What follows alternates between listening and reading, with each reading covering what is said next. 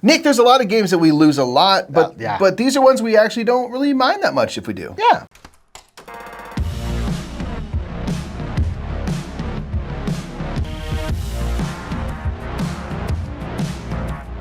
What's up, everybody? My name is Nick. I'm Mike. We are the Brothers Murphy, and that's right. Today, we are going to talk about 10 games that we're not necessarily like trying to lose. No. We just don't care if we do lose them. This is a list where the fun of the game or the way it tickles our brain waves or whatever is so good. You just don't care. I just forget to even like worry about whether or not I'm winning or losing. I get lost in the moment. Forget to even really try. Let's be honest. Yeah, and so this will be 10 games that we love or really don't care if we lose.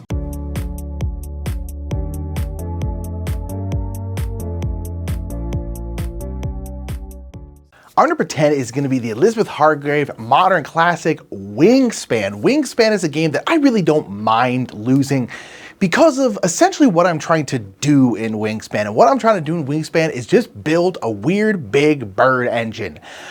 I feel like a lot of engine building games can kind of fall into that, where I find the act of making my engine, seeing how it works, that's the main part of the game. Sure, winning is great. I love to win. Every game we're playing, we're trying to win. But a lot of engine building games, I'm just so fascinated and interested in the engine that I'm building that I just don't really care about the outcome of the game. And Wingspan really falls into that. I really, really like Wingspan. And one thing I like about Wingspan is that you can build these big, sometimes broken bird engines.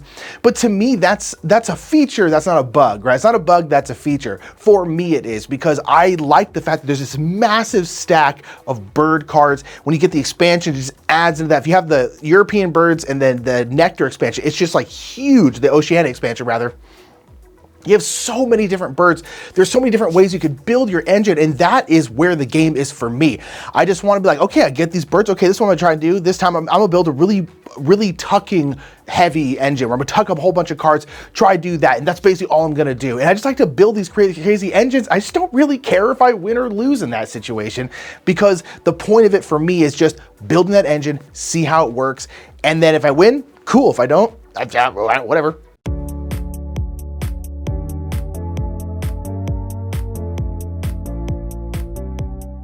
So number 9 is It's a Wonderful World, and this is the game that for me I first thought of when we were thinking about this topic, because this was a game that for the longest time I didn't even sniff a victory. I was just doing stuff and trying things and learning from the game, and I really could care less. I was just having so much fun doing the things that you are doing in this game, which is namely a card drafting and engine building game. So you are drafting out these cards that are representing projects in your kind of futuristic society that you are creating.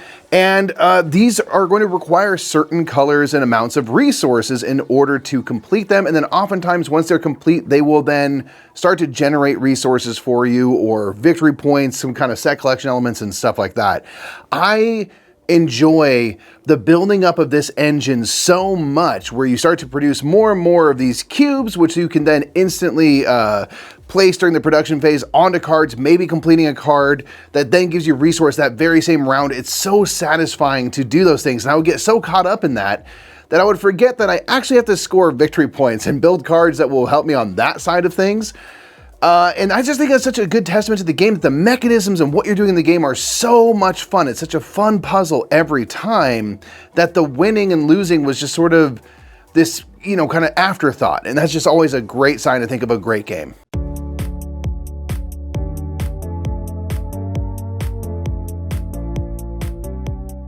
Our number 8 is going to be Rhino Hero Super Battle, and really a lot of most dexterity games can probably fall under this category. A lot of party games in general can kind of fall under this category, where I don't really care if I win Rhino Hero. Rhino Hero is a great card stacking game. It's essentially like making a card pyramid on steroids, where you have these kind of floor cards, the kind of like cardstock cards. There'll be floors, and then you have these like bendable wall cards that kind of create this like angled thing right there, so they actually stand up. And basically on your turn, you're going to place out a full place down 2 walls and then place a floor on top of it. And the walls can either be like double high or single high. And so as you build, you're gonna put like a single high here and a double high here so they match up, and that way you can put a flat floor on it. You end up building these big ones, especially when you're playing with adults where they understand like balance and things more than like kids do. You can build huge one of these where you kind of like link the 2 buildings together. It makes them really, really strong. And then you have your little character and you roll a die, and that's going to dictate how far up your character goes onto the tower. And you actually have to put them on the tower, because if you knock down the tower, you lose. So you're doing this very carefully. And then when you're up there with someone else, you have to fight, and then whoever loses the fight has to go down a level. And there are these monkeys that you have to like hang on as well. There's a whole bunch of different crazy stuff. But this is just one of those games where it's like most dexterity games where you're just like stacking stuff, where you're just like flicking stuff, doing these things like that. Sure, if you win, cool. I don't really care if I'm the one who knocks over the tower in Rhino Hero. I just don't care. I'm here for the building. I'm here for the laughing. I'm here for the fun. And I'm here for the apps throwing mad shade at whoever knocks over the tower, including if that person is me. And so Rhino Hero, basically every dexterity game, I just don't care if I lose.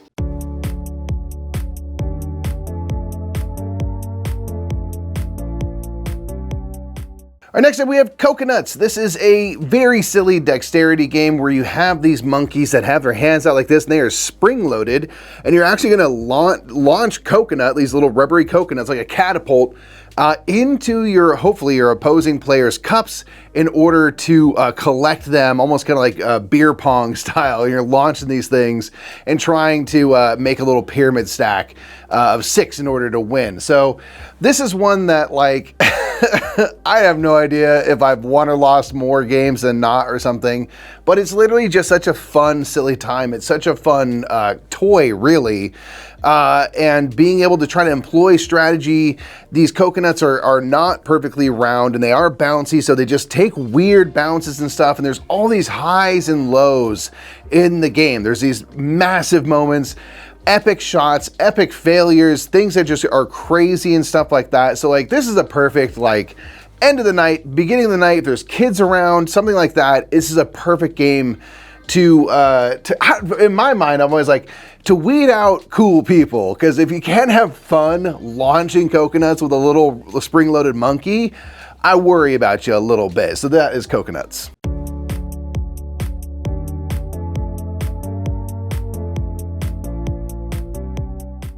Decorum is one of those games that I don't really care if I lose, because it's one of those games where like the story and the experience of it are the things that make me want to play it, not so much the gameplay.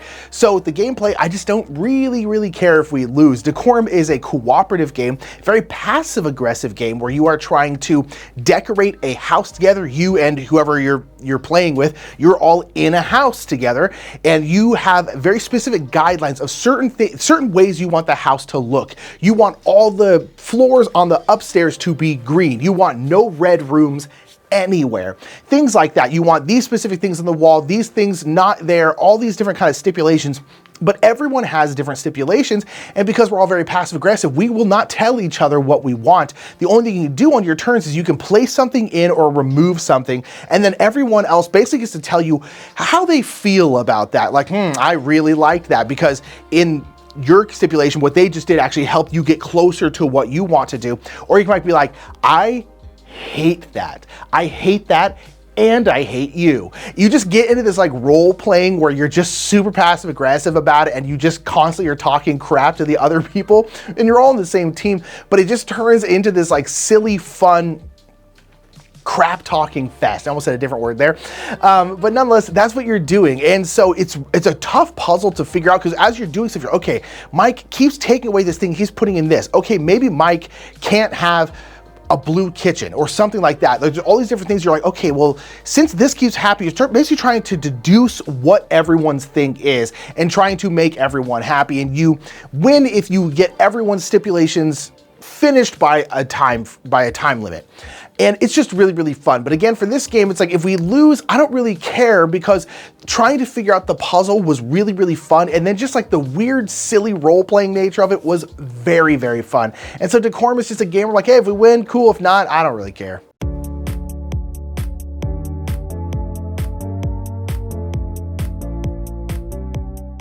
Next up is A Feast for Odin. This is one of my very favorite games ever. So as a result of that, of course I'm gonna enjoy it if I win or lose. It wouldn't become my favorite game probably if it's only conditional that I win the game and enjoy it. I'm just not that good at board games. There's no game that exists that I have that kind of a track record with. But with Feast for Odin, this is a big worker placement game with this giant menu of options. Really so many action spaces and different avenues you can take in order to ultimately gain tiles, kind of fill out your player board, maybe explore some distant islands, which give you kind of additions to your board to then fill out as well. And you're really kind of trying to seek this kind of efficiency with everything. The resources that you're getting, how do I use those? How do I use my pool of workers, which is kind of a resource in itself? How do I use these to kind of shape the strategy that I'm going for in order to kind of fill my boards and do the various things that you do in this game? Because there's such a large menu, I always think of it like a menu of options, there's no kind of end to the types of strategies you can employ. The occupation cards take this even further. There's many ways to get done the things you need to get done in this game. So to me, it's infinitely explorable. It's this kind of big sandbox. There's not really a right answer. You're just trying to seek an efficient way to build these things. And every time I go to play this game, I feel like I do it a little bit different. It presents a new opportunity, a new moment of insight, and that just keeps me coming back.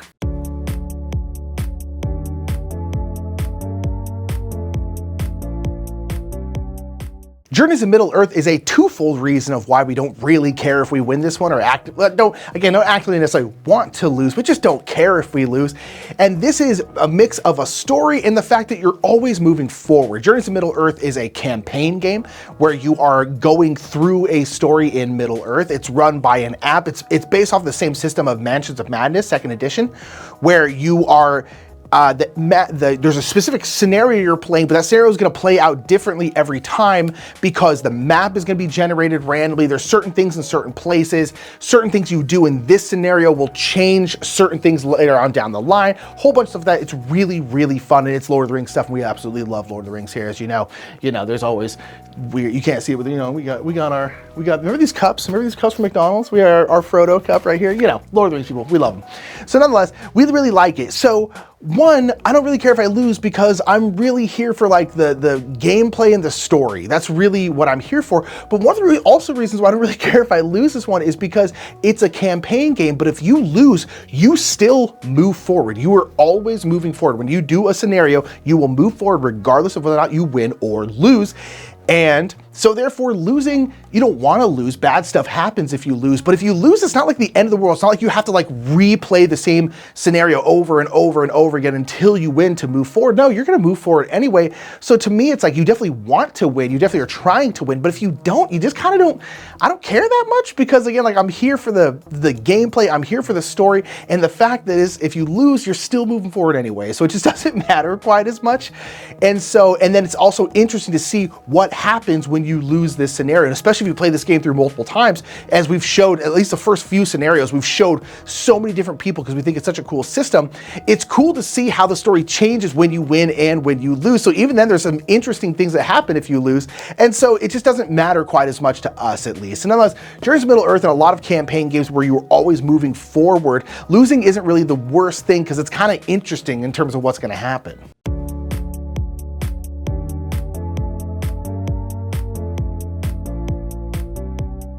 All right, next up is Can't Stop. This is a pure and simple push your luck game. It's been around for a long time. This is gonna be, when it's your turn, you're gonna be rolling 4 dice and you're gonna be making different combinations of dice in order to go up these various tracks. You're trying to be the first to complete 3 tracks, and these tracks represent all the possible combinations of 2 dice being rolled together. So from 2 up to 12. Now, again, you can work on these various tracks. This 7, which is, in theory, easier to roll than a 12, has more spaces to get to the top of it than the 2s and the 12s. Those are harder to roll, but they're shorter tracks. So you're kind of balancing those things. You're trying to think of like, do I think I can roll these 12s in time, to get ahead of this, get on this top of this track first? But the kind of tricky bit is that you can only work on up to 3 tracks per turn. So if I've already committed to working on the 6 and I'm working on the 9 and the 10, I can keep rolling, no problem, but if I ever run into a situation where I cannot progress on at least one of those 3 tracks that I am working on, you bust and you lose all progress from that turn. So that can be really tricky. But the fun thing is that you can get on a roll and you just keep on hitting one after another after another. I keep going 7, 7, 7, 7. You could, in theory, run that entire long track in one turn. And it's so fun to have that decision of like, do I stop? Which means I get to save my progress. Maybe I'm, a third of the way up on all these tracks. I get to save my progress and continue from there in the future. Those spaces are safe. Or do I, maybe try to get this track done because then no one else can work on it. It brings me closer to victory. How about I do one more roll? That is something that is never going to not be exciting to have to decide. Do I roll it again? Can I or can I not stop? And if you're me, the game is called Can't Stop, and so I won't.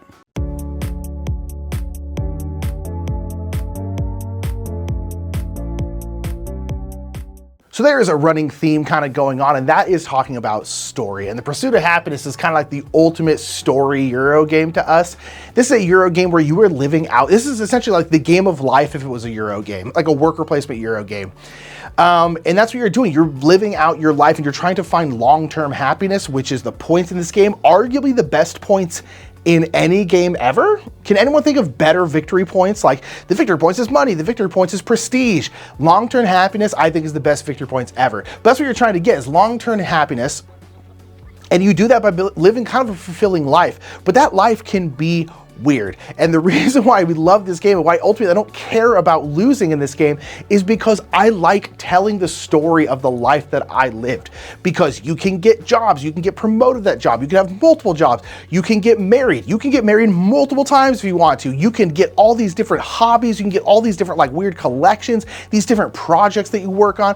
There's been times where like Mike's had like 4 spouses of all different genders, and he was in like a motorcycle gang, and he had like a huge board game collection and a yacht and all this stuff, because you're getting these cards, and these cards are going to give you money, creativity, happiness, all these different things, and you're essentially living out this kind of weird life. And every single time it's like, I just don't care about the winning the game, because like I just want to put together this really weird life. And it's just so much fun to be like, in this one, I'm like a chess champion who's also like the president and all this different kind of stuff. It's just so silly and fun. And then the mechanics in the game is really, really good as well. Again, it's a worker placement game, but the worker placement games are these sand timers, not actual sand timers that actually have sand in them, but they're shaped like that because everything takes time. And as you get into like things like relationships, as your job, you get promoted at these jobs, they're gonna start taking more and more and more of your time, but the benefits are also gonna be good as well. So it's also about weighing all of those benefits, which I find to be very, very fascinating. So again, like the fun puzzle of this game, just the good nature of the game, but ultimately none of that matters because I'm just here for the weird story. I just want to, again, join a motorcycle gang and just see what happens. This is just one of those games where it's like you're role playing the whole time. The story that you're telling is really the reason that you're here. The game itself is great, but in the end, it kind of doesn't matter. It could be a worse game and it wouldn't really matter because the story is so fun to tell that it's just so good, and I love it. I don't really care if I lose.